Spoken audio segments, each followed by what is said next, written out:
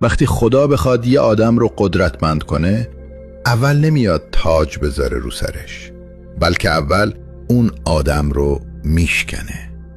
خدا آروم آروم راحتیاشو ازش میگیره، برنامه‌هاشو به هم میزنه تا فقط اون چیزی که واقعیه بمونه.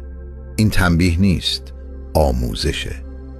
درد نمیاد که نابودت کنه، درد میاد تا اون قسمت ضعیف تو رو قوی تر کنه، تا بتونی مسیر پیش روت رو به دوش بکشی. هر روز بد، هر خیانت، هر دلشکستگی، همش خداست که داره تیکه تیکه تو رو میسازه.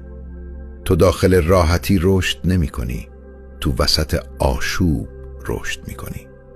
همین فشاری که الان فکر می کنی داره خوردت می کنه، همینه که بعداً غیر قابل توقفت می کنه. وقتی زانو زدی و فکر کردی همه چی تمومه، بدون که این پایان نیست، این شروع دوباره است. اکثر آدما وقتی درد میکشن جا میزنن، اما آدمهای انتخاب شده از دل آتیش رد میشن تا رسالت اونها روشن بشه.